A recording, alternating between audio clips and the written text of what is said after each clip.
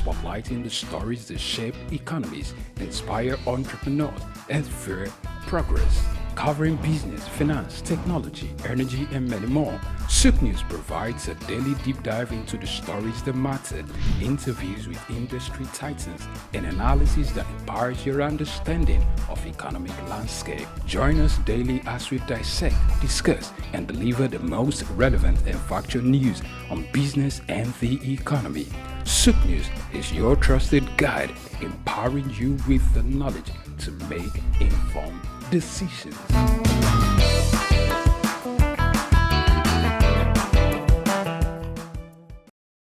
We've got just what you need right here at Femi Wash Media.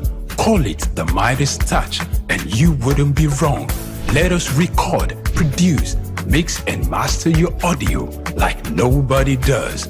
Reach us on our contact today for the best quality job.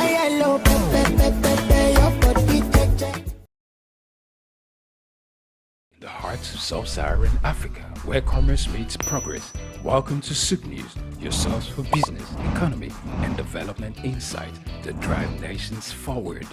From the vibrant streets of Lagos, Africa's fastest economic hub, SOUQ News takes you on a journey of discovery, analyzing and reporting the facts that lay the foundation for growth and development. We don't just report the news, we create it. SOUQ News is more than a channel. It is a catalyst for change, spotlighting the stories that shape economies, inspire entrepreneurs, and fuel progress. Covering business, finance, technology, energy, and many more, SOUQ News provides a daily deep dive into the stories that matter, interviews with industry titans, and analysis that empowers your understanding of economic landscape. Join us daily as we dissect, discuss, and deliver the most relevant and factual news on business and the economy. SOUQ News is your trusted guide, empowering you with the knowledge to make informed decisions.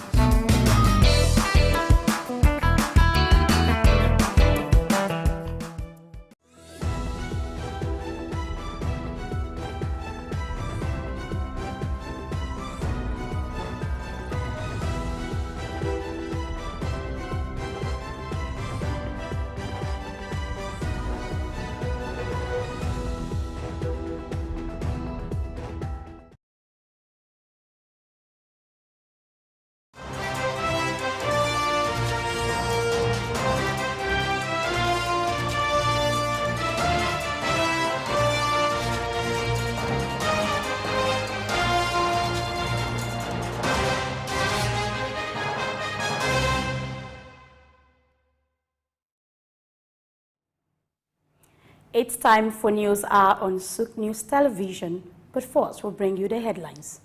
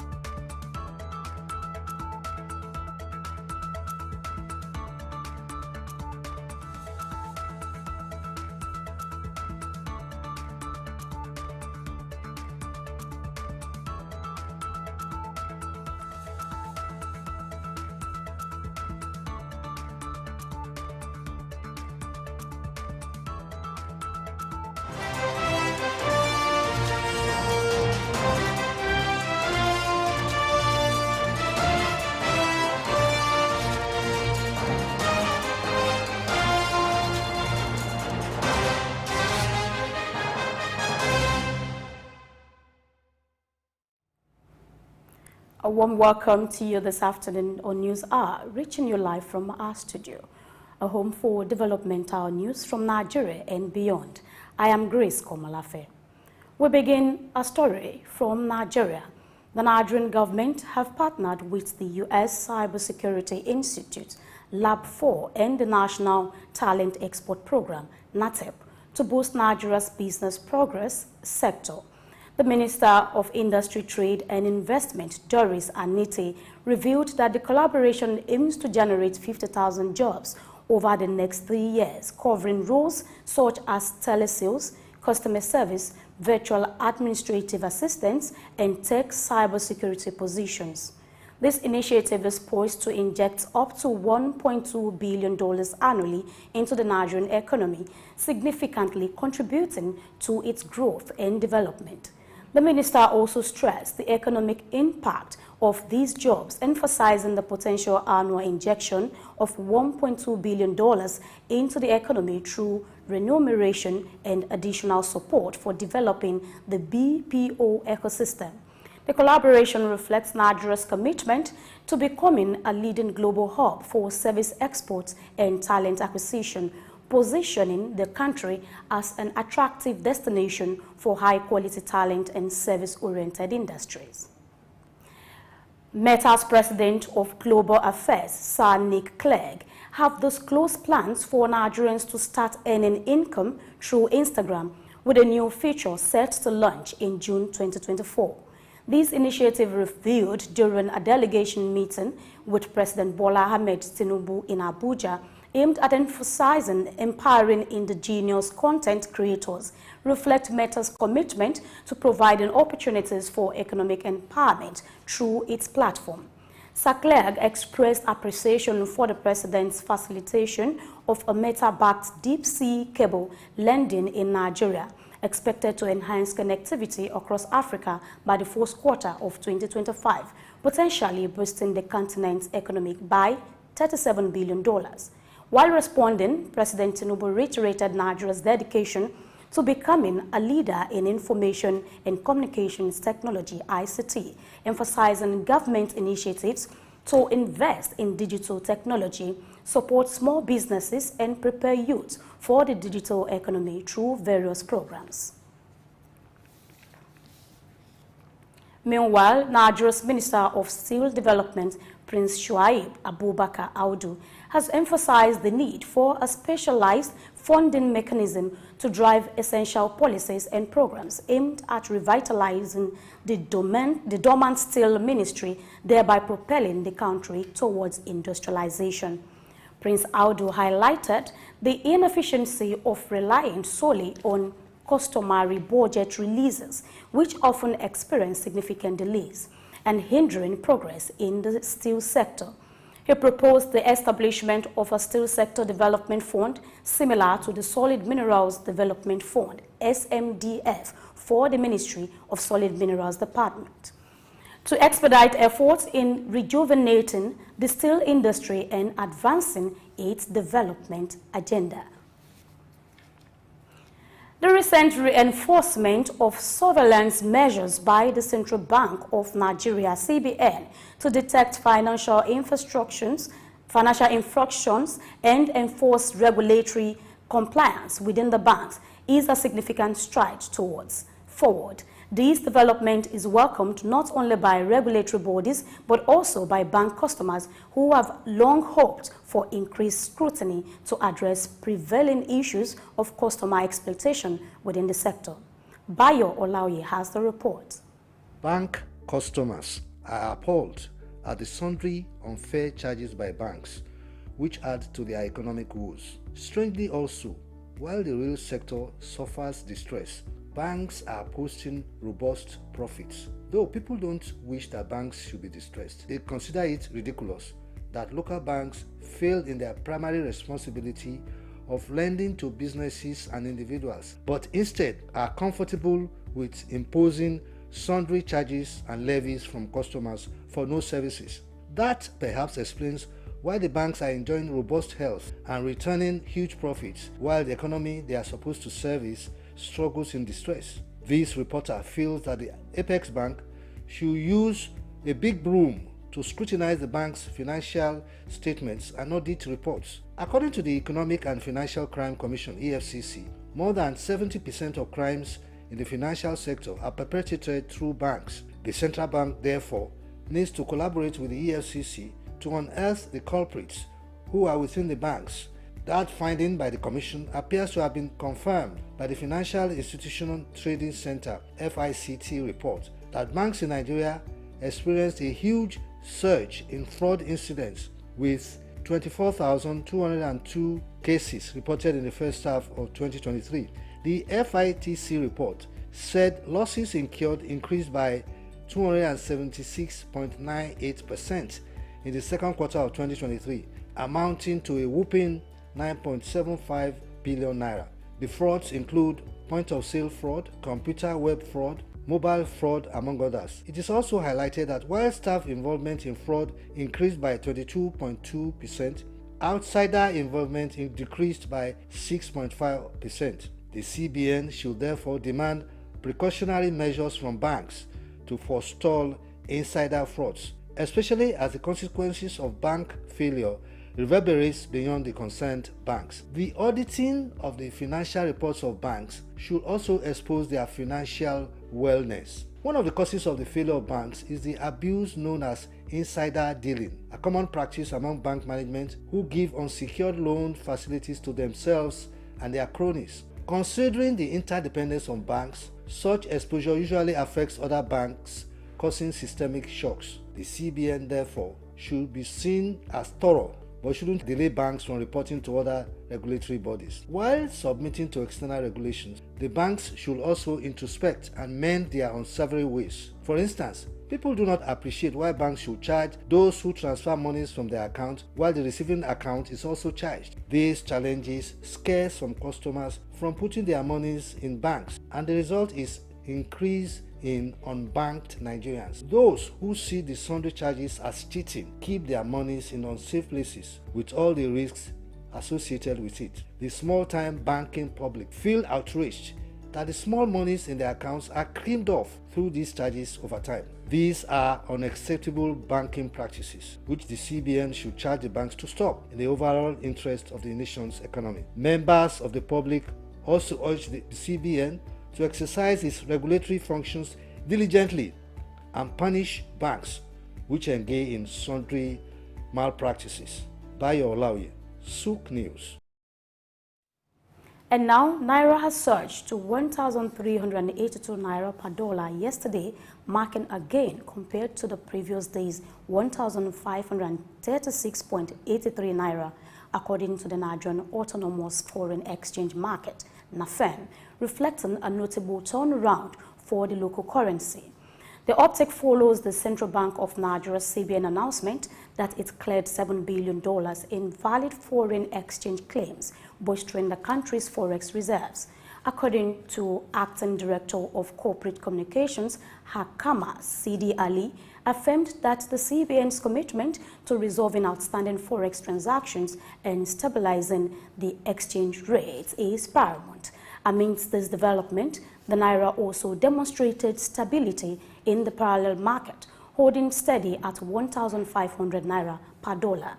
Bureau de change operators across Lagos, Abuja and Kano noted a consistent trend of the Naira's appreciation, with expectations of further strengthening in the coming days.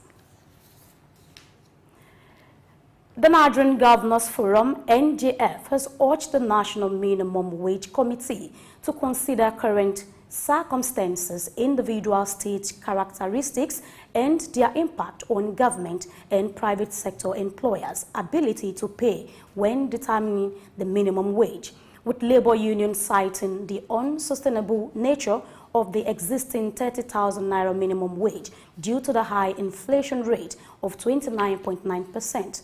The federal government initiated a three-party committee in early January to deliberate on a revised minimum wage. Vice President Kashim Shettima inaugurated the 37-member panel consisting of representatives from federal and state governments, the private sector, and organized labor tasked with proposing a new minimum wage. The forum emphasized the importance of incorporating state policing into the ongoing constitutional amendment process to address national security flaws. Additionally, the forum reviewed states' progress in implementing business-friendly reforms, including land administration enhancement and investment promotion, under the World Bank-supported State Action on Business Enabling Reforms Program for results. Contrary to assertion by the Central Bank of Nigeria (CBN) regarding the resolution of all outstanding foreign exchange FX obligations, foreign airlines maintain that the situation remains unchanged. The president of the Association of Foreign Airlines and Representatives in Nigeria, Kingsley Nwokeoma, stated that from his perspective, there has been no progress in clearing foreign airlines' trapped funds, emphasizing the need for tangible evidence and figures to support the CBN's claim. However, the chairman of the Airline and Passengers Joint Committee, APJC, of the International Air Transport Association, IATA, Bankole Bernard, affirmed CBN's assertion, indicating that the trapped funds of foreign airlines have indeed been cleared.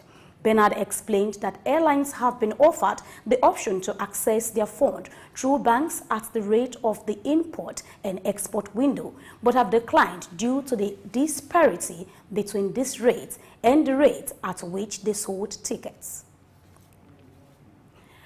And the World Meteorological Organization, WMO, has warned Nigerians of the likelihood of experiencing extreme weather conditions based on current weather patterns observed across the country. During the 2024 World Meteorological Day celebration themed at the front line of climate action, the organization's representative, Bernard Gomez, urged Nigerians to heed weather predictions from the Nigerian Meteorological Agency, NIMET. He highlighted the urgency of addressing severe weather and climate events caused by climate variability and change, emphasizing the need for enhanced actions to safeguard lives, property, and livelihood. NIMET Director General Professor Charles Nwosike assured Nigerians of the agency's commitment to providing timely and reliable meteorological services through observation stations, research, and training, stressing the importance of resilience in the face of climate change.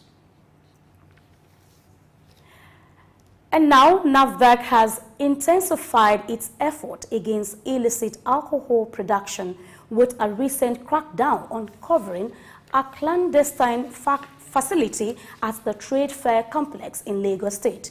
Led by NAFDAC's Investigation and Enforcement Director, authorities dismantled unauthorized production setups operating within various locations in the state.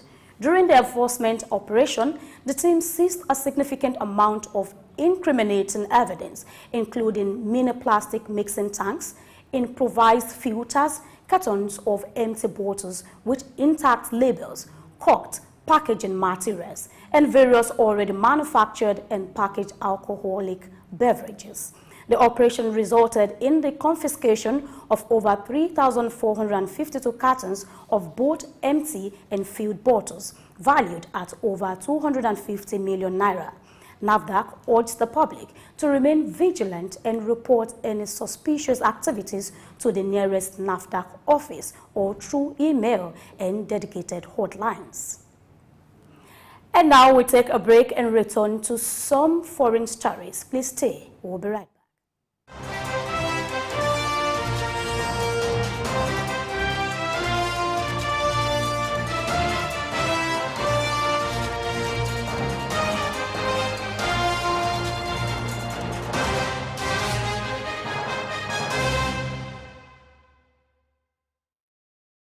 Lateef Jakande. Born Lateef Kayode Jakande in the Ekpetedo area of Lagos Island, Lagos State on July 1929. He studied at the Lagos Public School at Enowa, Lagos Island, then at Bonham Memorial Methodist School, Port Harcourt, King's College, enrolled at Ilesha Grammar School, where he edited a literary paper called The Quarterly Mirror. Jakande began a career in journalism in 1949 with the Daily Service and joined the Nigerian Tribune in 1953. The owner, Chief Obafemi Awolowo, appointed Jakande editor-in-chief of the Tribune in 1956. Jakande established John West Publications in 1975 after leaving Tribune and began to publish the Lagos News. He served as the first president of the Newspaper Proprietors Association of Nigeria, NPAN. Jakande ran for election as Executive Governor of Lagos State in 1979 on the Unity Party of Nigeria platform. His administration was effective and open and implemented the cardinal policies of his party. He introduced housing and educational programs targeting the poor, building new neighborhood primary and secondary schools, and providing free primary and secondary education. He gave poor people's children education, and many of them are now very prominent in the society today. Jakande established the Lagos State University and constructed over 30,000 housing units. After the military takeover in 1983, Jakande was charged, prosecuted, and convicted of treason and later pardoned. He served as Minister of Works under the Sani Abacha military regime. He died in Lagos on February 11, 2021. Lateef Jakande was the first civilian governor of Lagos State. Lateef Kayode Jakande, SOUQ Enlightenment.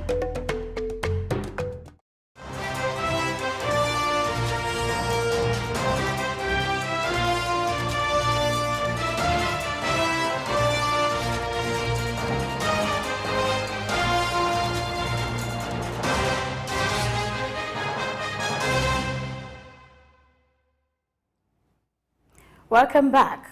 In early Friday trading, South Africa's rand depreciated alongside other emerging market currencies as the US dollar strengthened amid global risk aversion. The rand was quoted at 18.9700 against the dollar, marking a 0.7% decline from its previous close. The dollar's uptrend gaining nearly 0.3% against the basket of currencies and poised for a second consecutive week of gains, was fueled by factors including the Swiss National Bank's unexpected rate cut and upbeat U.S. economic data. Experts noted the dollar's resurgence following the dovish outlook from the Bank of England, with thin trading anticipated due to South Africa's public holiday on Thursday. No major economic releases were scheduled. Meanwhile, the equity South Africa's top 40 index climbed 0.86% and the broader all shares index rose to 0.82% in early trade. Additionally, South Africa's benchmark 2030 government bond softened slightly, with the yield edging up 1 basis point to 10.435% in early transactions. Still in South Africa, its National Assembly Speaker, Nosiviwe Mapisa-Maskol, has announced the decision to take special leave amid an investigation into alleged corruption during her tenure as defense minister. Investigators conducted a raid on Mapisa Nkwakula's home as part of the corruption inquiry, although details regarding the investigation and specific allegations were not disclosed. Denying any wrongdoing, Mapisa Nkwakula, who served as defense minister from 2012 to 2021, expressed her decision to step aside from her position due to the gravity of the allegation and extensive media speculation surrounding the matter.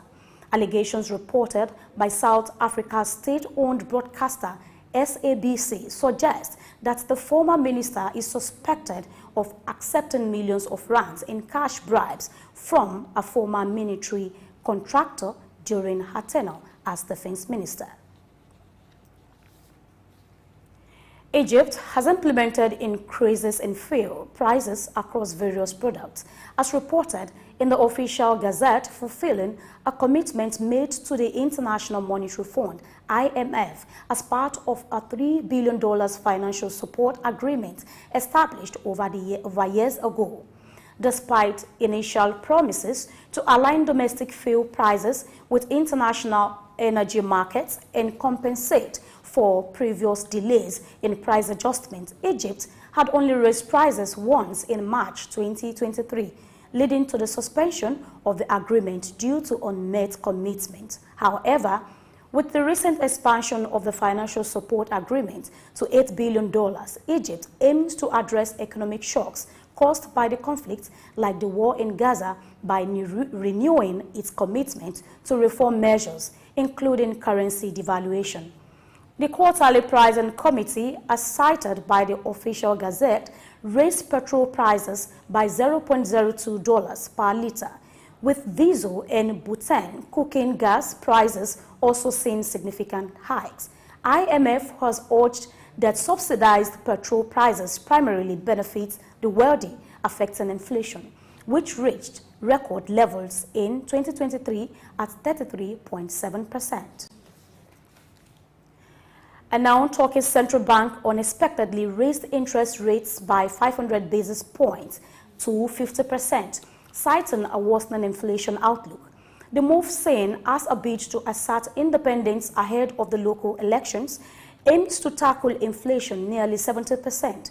Wall Street's major indexes hit record highs after the Federal Reserve hinted at potential rate cuts. In response, the Turkish lira rallied 2% against the dollar, reversing recent declines, and dollar bonds saw gains. Analysts view the hike as a strong signal of the central bank's determination under Governor Fatih Karana to control inflation. Since President Tayyip Erdogan's re-election, the bank has raised rates by 4,150 basis points, emphasizing a continued tight monetary stance until inflation significantly declines.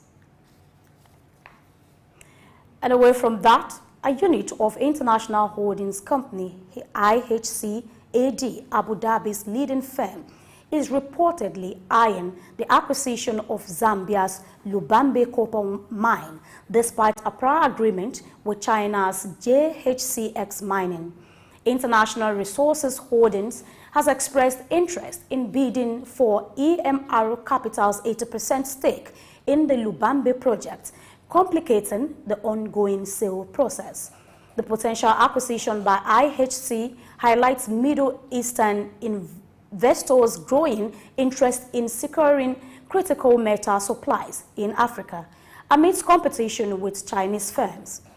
While the sales await Zambian's government approval, EMR is aware of IHC's interest, although no formal offer has been made yet. IHC's previous acquisition of a stake in Zambia's Mupani copper mine signals its expansion presence in Africa's mining sector.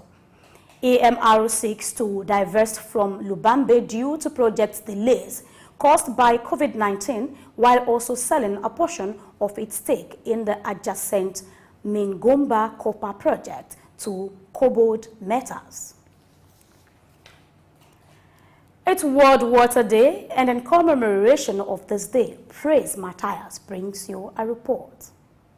Water is the essence of life, yet millions of people live without having enough. It's International Water Day 2024, and speaking to the importance, benefits, challenges, and our collective effort towards providing water remains paramount, and that you will find in this report.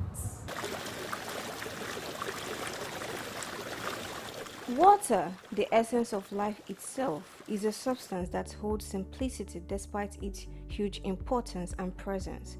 Composed of two hydrogen atoms bonded to a single oxygen atom, water exhibits properties that make it essential for the existence of life as we know it.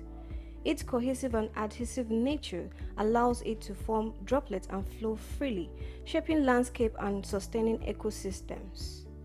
The global scenario is at a critical juncture, with over 3 billion people relying on water that traverses national borders. Shockingly, only 24 countries have cooperation agreements covering all their shared water resources.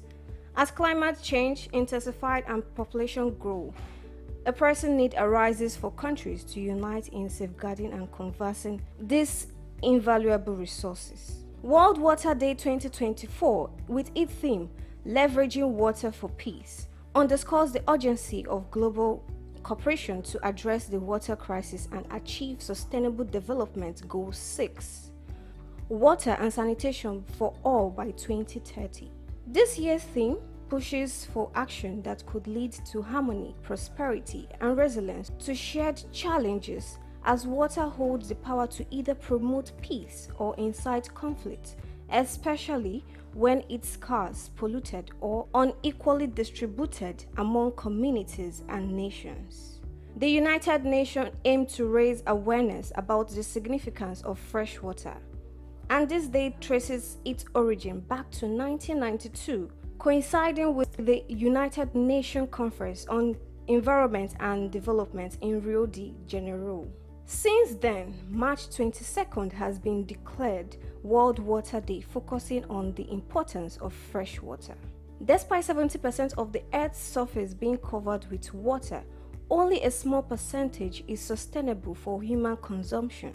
Human beings, as well as other organisms, depend on water for survival, with its uses ranging from daily chores to sustaining entire industry. In agriculture, water is indispensable for irrigation, pesticide application, frost control, and crop cooling. Likewise, industries such as hotels, restaurants, and manufacturing heavily rely on water. Power plants use water for cooling, hydroelectricity generation, and extraction of minerals, oil, and gases. Medicinally, water is crucial for hemodialysis, dental procedure, and maintaining hygiene in surgical tools and equipment. Obviously, water is needed by all. From vast ocean to the tiniest circular structure, water penetrates every corner of our world, serving as a symbol of purity, vitality, and renewal.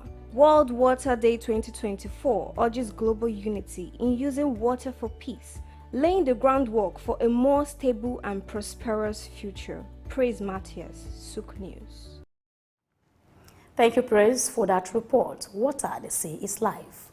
Moving ahead, Moldova's parliament has affirmed its commitment to pursuing European Union (EU) membership, championed by President Maia Sandu, despite opposition walkouts and separatist calls from the region to abandon territorial claims. President Sandu, highlighting Russia as the main security threat, advocates for EU integration as crucial for Moldova's sovereignty and democracy. Following a debate coinciding with the EU summit, the parliament underscored EU integration as Moldova's top priority, emphasizing its significance for national prosperity. However, the opposition bloc of communists and socialists, aligned with Moscow's, withdrew from the vote. Meanwhile, Transnistria self-declared leader urged Moldova to recognize the enclave's autonomy and renounce territorial claims. Despite tensions, Moldova's EU aspiration, despite amid diplomatic dispute with Russia, underscoring the nation's complex geopolitical landscape. And in a bid to alleviate a housing shortage and strained essential services, Canada's Immigration Minister Mark Miller says the country intends to reduce its temporary residence and establish a cap on temporary immigration for the first time. While Canada has experienced an influx of international students and foreign workers in recent years, the Liberal government has faced criticism for its immigration policies, which some argued that have worsened housing challenges and strained provincial services like education and healthcare. Miller aims to decrease temporarily residents to 5% of the total population over the next 3 years, down from 6.5% to 2023, representing a 20% reduction from the 2.5 million temporary residents in 2023. The plans to finalize the strategy with provincial and territorial counterparts in May, emphasizing the need for sustainable level of temporary residence arrivals. Additionally, Canada will integrate both temporary and permanent resident arrivals into its immigration levels plan starting this fall. As part of the federal government's immigration targets, with plans to halt increases in permanent residence intake from 2026 onward. Moving to Japan, Japanese government has announced that a consortium led by Japan Renewable Energy, Iberdrola Renewable and Tohoku Electricity Power has been chosen as the operator for an offshore wind block tendered in the second round of auctions. This 375 megawatts wind farm situated off the coast of Happo Noshiro in Akita Prefecture is a component of Japan's plans to expand its offshore wind market to 10 gigawatts by 2030 and up to 45 gigawatts by 2040. Vestas, a Danish wind turbine manufacturer, will supply turbines for the Happo Noshiro project, slated to commence operations in June 2029. The second round of auctions aims to develop a total capacity of 1.8 gigawatts across 4 blocks. Iberdrola's success marks the second instance of a foreign company securing an offshore wind farm project in Japan through auctions. China's yuan depreciated to a 4-month low against the dollar earlier today, breaching the psychological significance 7.2 per dollar level on prompting intervention from state-owned banks to support the currency. On the spot market, the onshore yuan hits a low of 7.24, its weakest since November 17, 2023, with reports indicating that state banks intervene by purchasing yuan for dollars. Market sources revealed that the yuan softened to 7.2251 by midday, 25 to 57 pips softer than the previous late session close. The yuan decline, exceeding 2% in 3 months, reflects market expectations of further monetary easing to bolster China's economy, alongside pressure from a strengthening dollar and the yen depreciation after the Bank of Japan's policy changed. Moving on, the U.S. Department of Justice, along with 15 states, has filed a lawsuit against Apple, alleging the tech giant's monopoly in the smartphone market has harmed smaller competitors and led to inflated prices. The actions reflect a broader crackdown on big tech, with Apple joining other major companies like Google, Meta Platforms, and Amazon in facing antitrust scrutiny. Attorney General Merrick Garland emphasized the importance of changing Apple's dominance to prevent further price hikes for consumers. The Justice Department highlighted Apple's pricing practices, noting its high iPhone prices and substantial profits compared to competitors.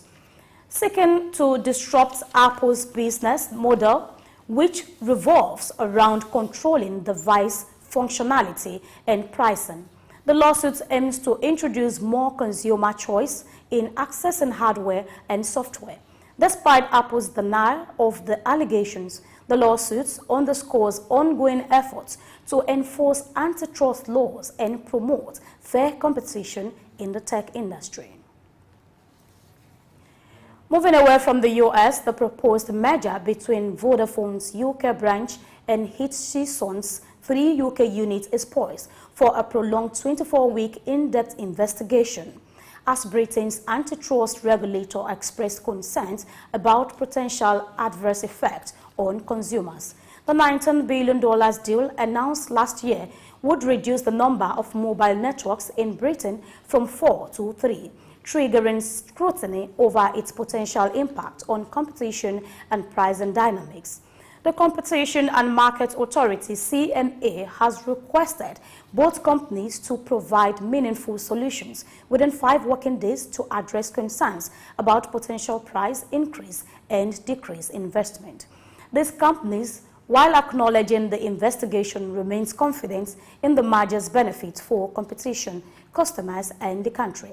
However, legal experts suggest that Given the complexity of the deal, finding immediate solution within the short time frame is unlikely. And lastly, residential property prices in Germany witnessed a significant 8.4% decline in 2023 compared to the previous year, marking the largest drop since record-keeping began in 2000. This downturn highlights the deepening crisis in Europe's largest economy, real estate sector, with 2023 also marking the first annual decline since 2007. The sharp reversal comes after years of booming property markets fueled by low interest rates and high demand. But rising rates and costs have now led to a freeze in deals and a surge in developer insolvencies.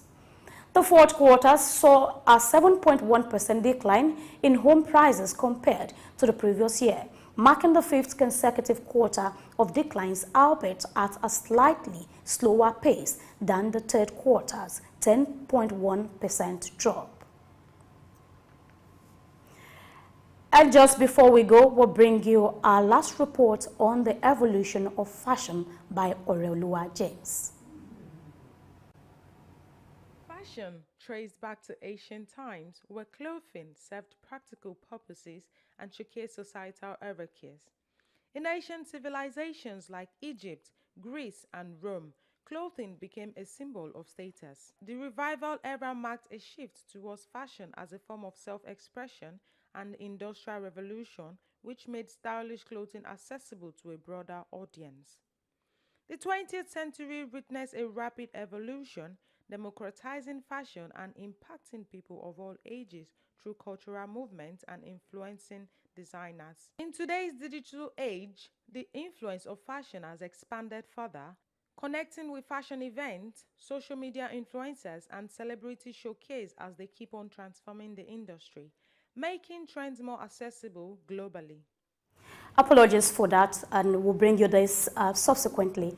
And that's all on News Hour. Thank you for joining, and remember to share your feedback with us via our social media platforms. On behalf of News Team, I am Grace Komolafe. Good afternoon.